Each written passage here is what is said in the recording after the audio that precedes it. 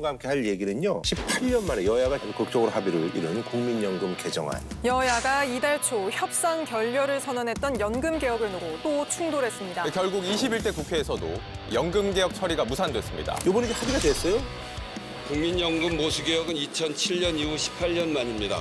무려 4년간 논의를 했고 장시간 표류해 왔는데 드디어 여야가 합의를 이루었습니다.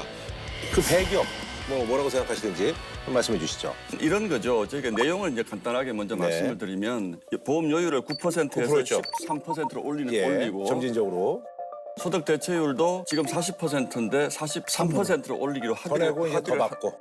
더 내고 더 받고 많이 더 내고 조금 덜 더 받고. 네네. 많이 더 낸다라고 할 수는 없고요. 아니 9% 13% 가서 많이 내는 거죠. 또 뭐 더 받는 것도 뭐 3%포인트 네네. 올라갔으니까 더 받는 것인데 국민연금 손대는 거 이제 사실은 폭탄 돌리기 하다가 네네네. 18년 만에 여야가 합의를 이뤘는데 2007년 개인적으로 이후로. 말씀드리면 뭐 최선도 아니고 저는 차선도 아니고 차악 정도를 여야가 선택했다 정도로 생각을 하고 있습니다. 그래서 왜냐하면 개곤하신 분들도 많고. 이렇게 전국이 경색된 상태에서 너무 아무것도 하지 않는 것에 대한 뭐 부담감이 있었고 여야가. 어쨌든 출발이라도 해야지 또 다른 논의로 진전시킬 수 있지 않을까라는 그런 기대감을 그런 가지고 의미가 있습니다.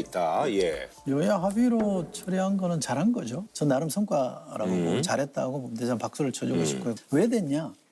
이게 사실은 작년에 됐어야 될 일이거든요. 작년에 총선 끝나고 네네. 44% 소득 네네. 대체율 44% 갖고 논쟁했잖아요. 네.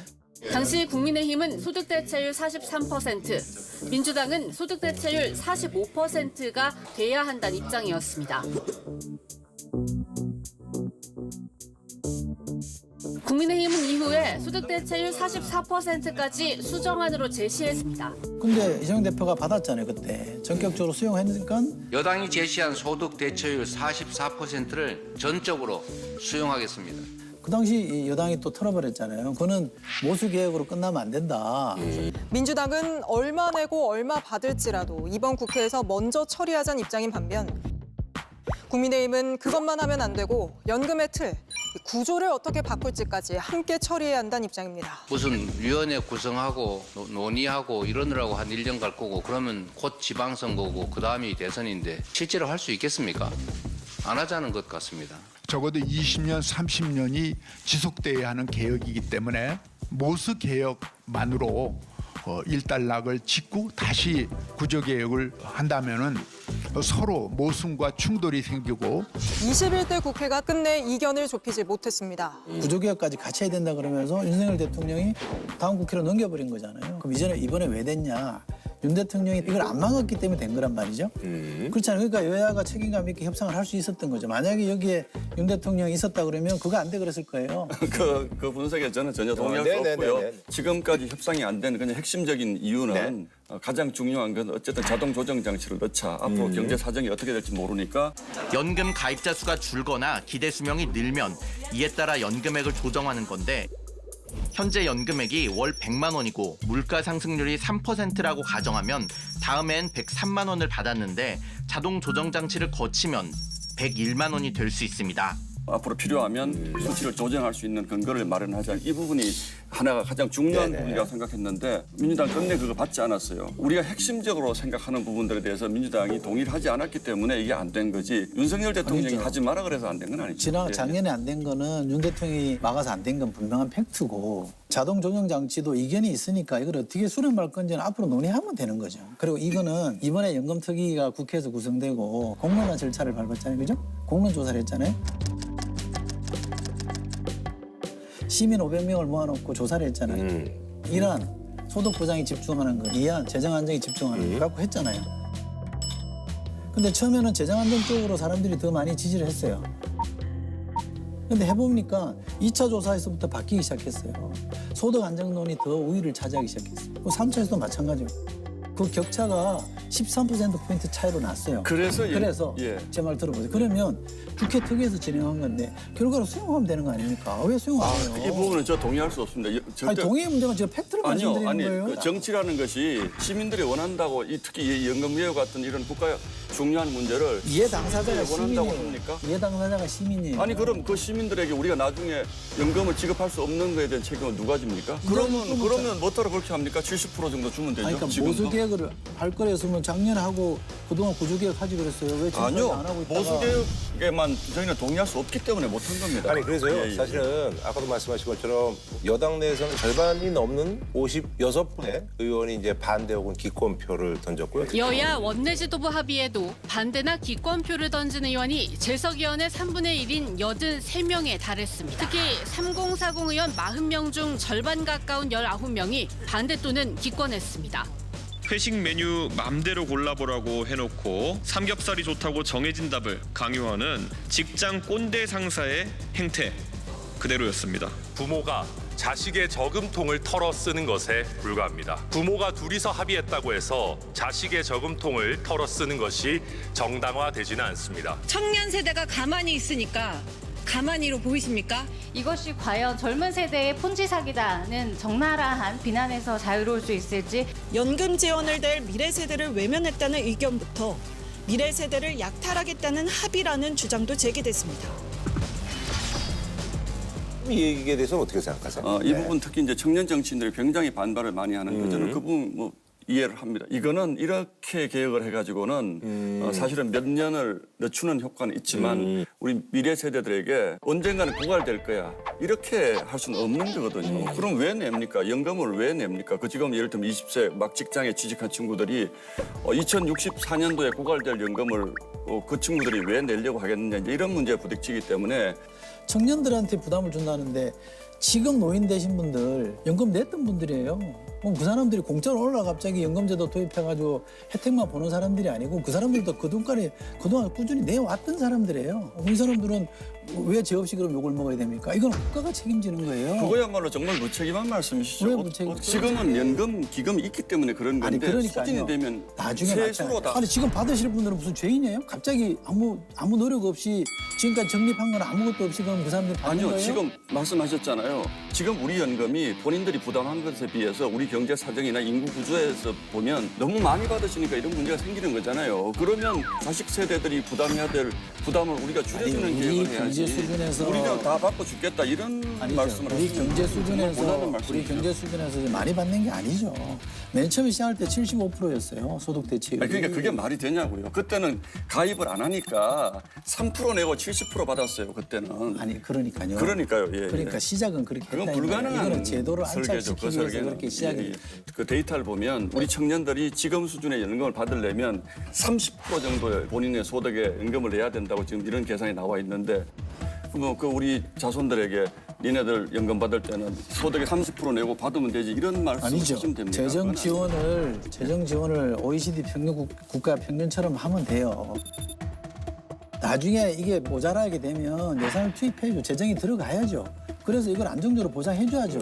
그러니까 이거는 청년들의 불만을 제가 주장하는 거는 자꾸 청년과 노인 간의 갈등 대립으로 자꾸 만드는 프레임은 안 좋다 이 말이에요. 그렇게 하면 안 되죠. 이건 국가적 과제죠. 그러니까 연금이라는 건 항상 전 세계 마찬가지입니다. 소득을 보장해주자는 주장이 하나 있고 재정 안정이 중요하다는 주장이 하나 있는 거예요. 이 소득 안정과 항상 갈등이 있어요. 전 세계 모든 나라가 그래요. 재정 안정 때문에 작년인가 재작년에 프랑스가 그 난리가 났어요. 데모한다고 굉장히 시끄러웠었잖아요. 마크롱 대통령이 추진한 연금 개혁안이 사실상 확정되자 시위가 더 격화되고 있습니다. 우리만 겪는 문제는 아니에요. 그래서 이 문제는 그래서 예. 세대 전쟁으로 풀지 말고 국가가 재정으로 해결할 수 있는 건 해야 된다니까요. 저는 특별히 이번에 좀 아쉬운 게 뭐냐면 크레딧 제도라는 게 있잖아요. 연금 가입 기간을 추가로 인정해주는 크레디트로 혜택받는 대상이 더 늡니다. 가입 기간이 늘어나는 만큼 연금 수령액도 커지는 겁니다. 기존엔 둘째부터 인정됐지만 앞으로는 첫째만 낳아도 가입 기간이 12개월 추가됩니다. 군복무는 기존 6개월에서 최대 12개월까지 인정해주기로 했습니다. 출산 크레딧, 군복무 크레딧 이거는 저는 획기적으로 늘려주는 게 좋다고 생각했어요. 특히 군복무 20대 남성들 군대 갔다 온 것에 대한 이 열패감이 굉장히 가잖아요. 이런 데 대한 아이디어를 내서 서로 더 좋은 안을 만들려고 노력했어야죠. 네, 그래서 사실 아까 말씀하신 것처럼 국민연금을 이제 못 받을 수 있겠다라는 그 젊은 세대의 어떤 불안감. 그래서 이번 합의문에 국가가 지급 보장을 명문화한다. 뭐 이런 내용이 포함되어 있는데 2030의 경우 국민연금을 못 받을 가능성도 있을 것 같다. 이런 생각에 대해서는 어떻게 생각하세요, 두 분은? 두 가지가 다 연동돼 있는 거예요. 젊은 세대로서는 그쵸. 걱정이죠. 이건 뭐 나는 열심히 돈 냈는데 내가 받을 때 되면 기금이 고갈되고 나는 못 받는 거 아니야? 이런 우리가 하는 건 당연한 거잖아요. 근데 또 다른 한편의 걱정이 뭐냐면 75%에서 지금 40%까지 내려왔잖아요. 지금 갈수록 내려가잖아요. 그럼 이거 지금 용돈이지 뭐 저거 해가지고 나한테 노후에 무슨 뭐 도움 되겠어? 소득 보장에 대한 우려가 또 있는 거예요. 이거는 진짜 두 마리 토끼를 다 잡아야 되는 굉장히 어려운 문제예요. 그렇죠. 이제 두 마리 토끼라기보다는 두 마리 사자예요. 두 마리 사자. 여기서 숨통을 좀 틔울 수 있는 건 뭐냐면 국가가 예산을 어느 정도는 써야 된다 여기에.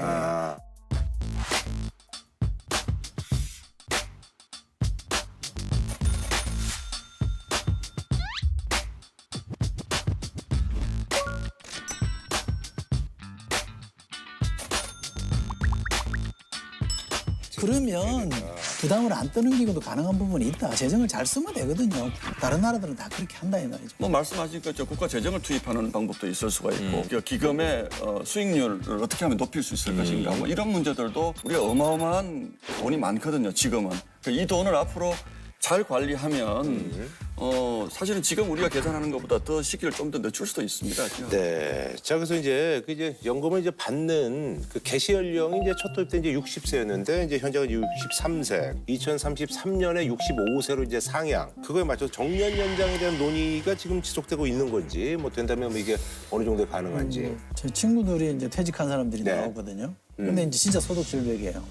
연금 나올 때까지는 아직 더 기다려야 그렇죠. 되고. 한 3년 있어야 되죠. 퇴직은 했고. 이러니까 이 기간이 진짜 보릿고개가 되는 거예요. 이거 어떻게 되냐라고 하소연이 하더라고요. 야, 이거 고쳐줘야 되는 거 아니냐 막 그러던데 제도는 전체적으로 손을 봐야 돼요. 대책을 좀 세워줄 필요가 있는 거고요. 근데 정년을 연장하는 문제도 사실은 청년 세대랑 좀 충돌하는 이슈예요. 그렇죠. 일자리는 한정돼 있는데 노인들이 더 일하면 우리 들어갈 진입로는 더 좁아지는 거 아니냐 이런 우려가 있잖아요.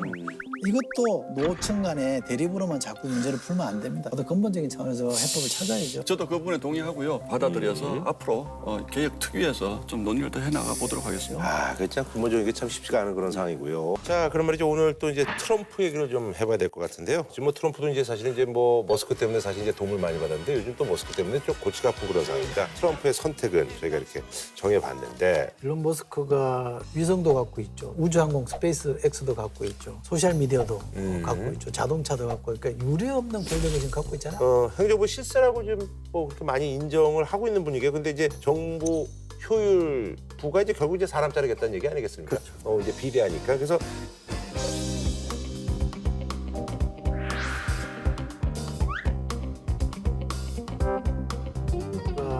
트위터 지금 네. X를 X, 인수했을 네. 때 구조조정한 거 보면 지금은 뭐 시작도 안 한 겁니다. 75%를 잘랐거든요.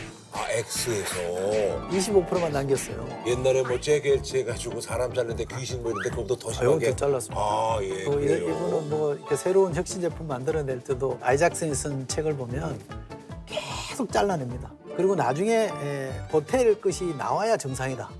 그래야 우리는 충분히 잘라냈다고 생각하는 사람이에요. 일단 자르고 보자구나. 네, 잘라내고 필요하면 붙이면 된다는 생각이니까 정부 구조조정은 시작도 안 한 거라고 볼 수가 있는데 그런데 저는 이 정도를 하는 것은 전 세계에 주는 메시지라고 저는 생각을 합니다. 미국 공무원들 월급이 그렇게 많지 않거든요. 뭐 한 7, 8만 불을 평균 잡으면 80억 불밖에 되지 않습니다.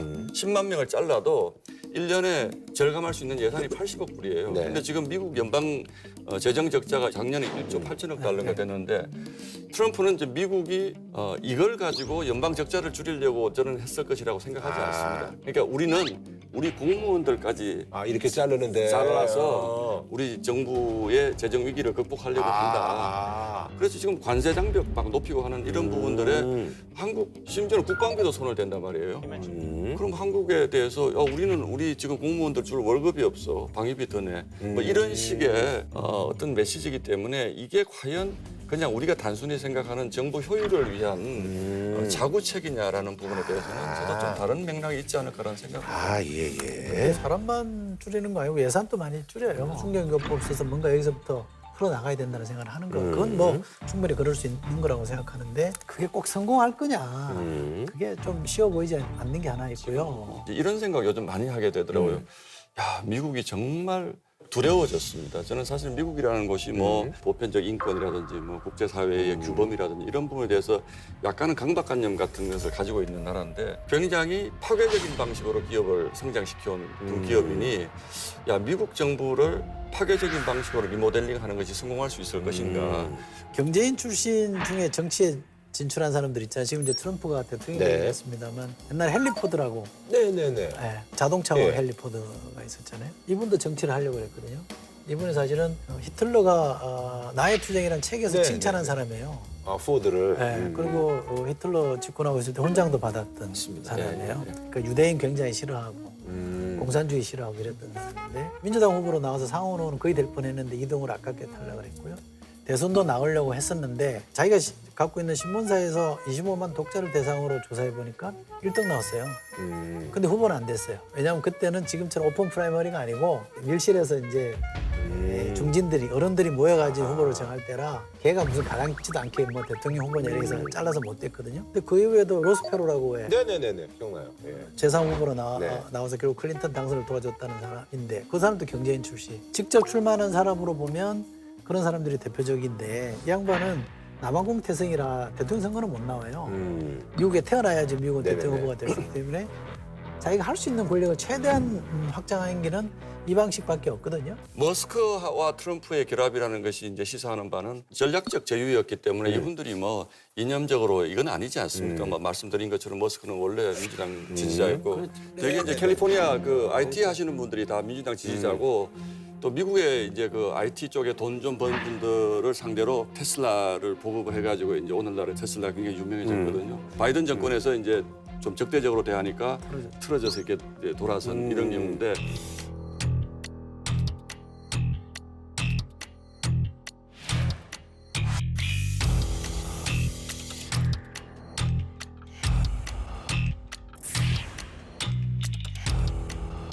근데 이게 지금 저항이 좀 심해졌어요. 왜냐하면 4년 만에 주가가 역대급으로 지금 하락했잖아요. 몇 프로 떨어져? 15.43% 떨어졌거든요. 10일 기준으로 놓고 보면.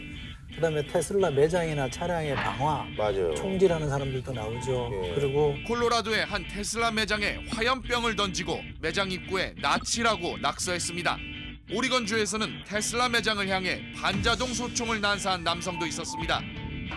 트럼프 정부의 실세로 알려진 일론 머스크에 대한 반감이 현실 공간에서의 폭력 사태까지 번지는 모습입니다.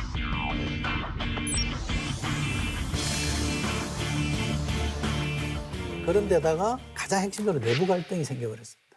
내각 내에서도 국무장관하고 언쟁을 했죠. 로비하고. 국무장관은 있는 게 아니에요. 스티브 배넌이라고 왜 일기 때 수석 전략했던 사람. 사실 이 사람이 머스크를 굉장히 심하게 사악한 사람이다 라고 공격을 해요. 결정적인 차이는 뭐냐면 이민 문제예요. 왜냐하면 이쪽은 IT 쪽은 고급 인력들을 데리고 와야 된다. 인도라든지 뭐 이런 데서 많이 데리고 오잖아요. 근데 배넌이나 이런 사람들은 그게 무슨 소리냐, 말도 안 되는 소리 하냐. 그래 비를 안 맞출 수 없거든요.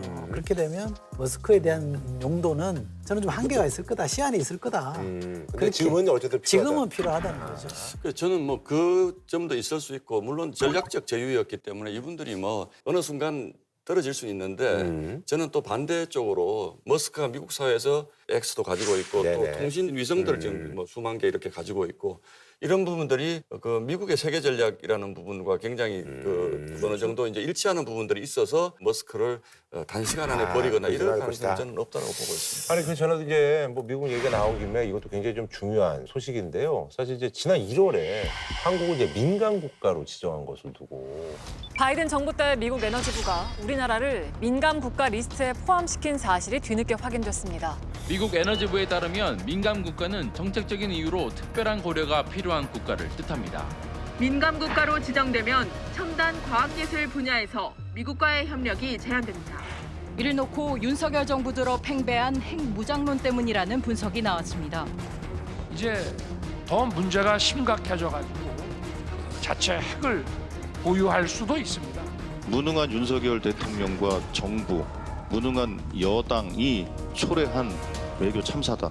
거대 야당의 연쇄 탄핵으로 행정부의 컨트롤 타워가 마비된 것입니다. 정부는 뒤늦게 이번 사안을 엄중하게 보고 있고 미국 정부 관계 기관들과 긴밀하게 협의 중이라고 밝혔습니다. 두 분은 어떻게 생각하세요? 예. 미국이라는 나라가요. 저도 이제 뭐 이런 얘기 잘 안 하지만 워싱턴에 몇 년 있었거든요. 네네네.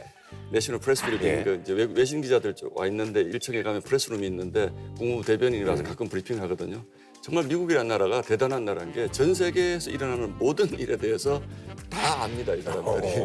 그리고 기자들이 뭐 수십 명이 와서 질문을 하는데 다 대답을 하더라고요. 그래서 저는 미국 참 공무원들 대단하다고 생각하는데 저는 이렇게 생각을 합니다. 이 민감 국가라는 게 리스트에 올라갔다고 해서 너무 호들갑 떨 필요가 있느냐. 쉽게 얘기하면 계엄이나 이런 것들 때문에 뭐 한국을 민감하게 보고 있다 이런 주장도 하시고 제가 생각하기에는 이 민간 국가에 올라 있는 나라들이 우리만 있는 것이 아니고 미국과 굉장히 친한 이스라엘이라든지 타이완, 인도, 파키스탄 다 들어가 있습니다. 제가 보기에는 핵 보유국들이 들어가 있는 걸로 봐서는 지정학적으로 약간 좀 리스크도 있고 뭐 이런데 조금 약간은 좀 우리가 앞으로 핵 수출이라든지 이런 거 할 때 미국이 좀 잘 들여다봐야 되는 거 아닌가 이런 생각을 가지고 있는 것 같은 느낌은 드는데 이런 부분들을 우리 정치권이 앞장서서 이거 큰일 났다 이렇게 자꾸 할 필요는 없습니다. 다만 필요는 없다. 정부에서는 이 부분을 면밀히 볼 필요는 있습니다. 근데 저는 그렇게 이렇게 한미동맹을 자랑을 많이 했잖아요. 이 정부 들어서.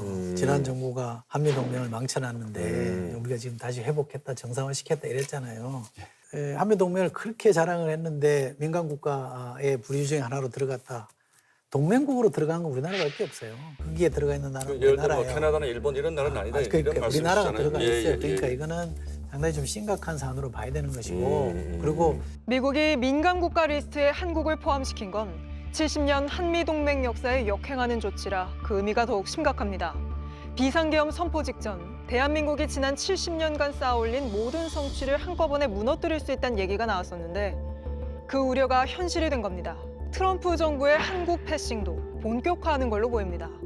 헤그세스 미국 국방장관이 취임하고 처음으로 인도 태평양 지역을 찾을 예정인데 여기서 우리나라는 빠진 걸로 알려졌습니다. 핵무장에 대한 논의를 주장하시는 분의 문제의식은 공감합니다. 그런데 이 건을 계기로 우리가 냉정해봐야 될 거는 이 과연 현실화될 수 있는 방안이냐.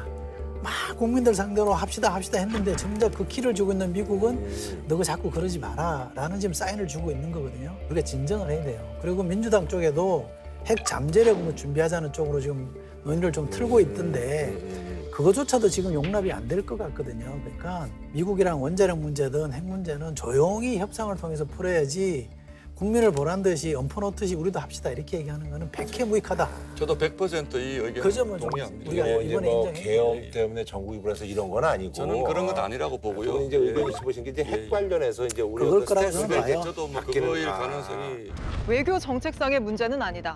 연구소 보안 관련 문제다. 이렇게 심각한 문제는 아니란 식으로 정부가 해명했는데 그래서 오늘 그 보안 문제라는 게 뭐냐고 물었더니 그건 또 모른다는 입장입니다. 미국과의 견고한 동맹 관계를 강조해왔지만 정작 가장 필요한 설명조차 듣지 못하면서 대미 외교의 무능함을 드러냈다는 지적.